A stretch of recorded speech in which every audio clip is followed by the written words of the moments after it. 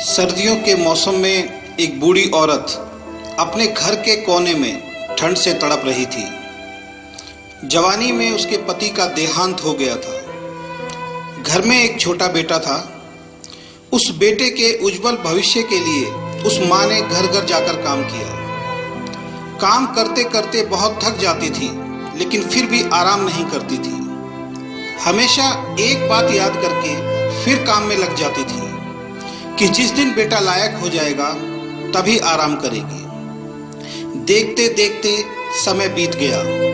माँ बूढ़ी हो गई और बेटे को एक अच्छी नौकरी मिल गई।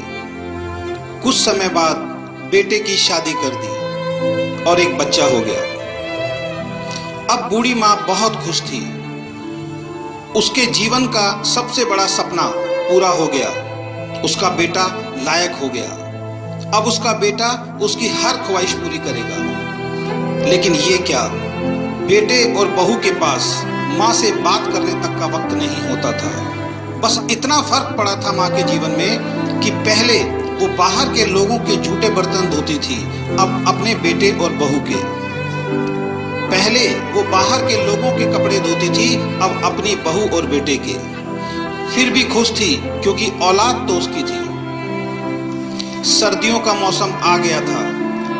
एक टूटी चारपाई पे घर के बिल्कुल बाहर वाले कमरे में एक फटे कंबल में सिमटकर माँ लेटी थी और सोच रही थी कि आज बेटा आएगा तो उससे कहूंगी तेरी माँ को बहुत ठंड लगती है, एक नया कंबल ला कर दे दे। शाम को बेटा घर आया तो माँ ने बोला, बेटा ठंड बहुत है, मुझे बहुत ठंड लगती है। और बात ठंड की नहीं है, मैं बूढ़ी हो गई हूँ इसलिए शरीर में जान नहीं है। इस फटे कंबल में ठंड रुकती नहीं है। बेटा कल एक कंबल ला के दे दे। बेटा गुस्से से बोला, इस महीने घर के राशन में और बच्चे के एडमिशन में बहुत खर्चा हो गया है। पोते को स्कूल में एडमिशन कराना है, कुछ पैसे हैं, लेकिन उस बच्चे का स्वेटर लाना है, तुम्हारी बहू के लिए एक शॉल लाना है। तुम तो घर में ही रहती हो, सहन कर सकती हो, हमें बाहर काम करने के लिए जाना होता है। सिर्फ 2 महीने की सर्दी निकाल लो, अगली सर्दी में देखेंगे। बेटे की बात सुनकर माँ चुपचाप उस कंबल में सिमटकर सो गई। अगली सुबह देखा तो माँ अब इस दुनिया में नहीं थी। बेटे ने सबको खबर दी कि माँ अब दुनिया में नहीं है। सब रिश्तेदार, दोस्त, पड़ोसी इकट्ठे हो गए। बेटे ने माँ की अंतिम यात्रा में कोई कमी नहीं छोड़ी थी।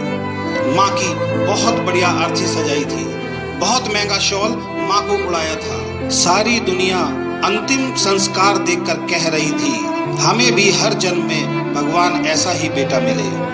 मगर उन लोगों को क्या पता था कि मरने के बाद भी एक माँ ठंड से तड़प रही थी, सिर्फ एक कंबल के लिए, सिर्फ एक कंबल के लिए।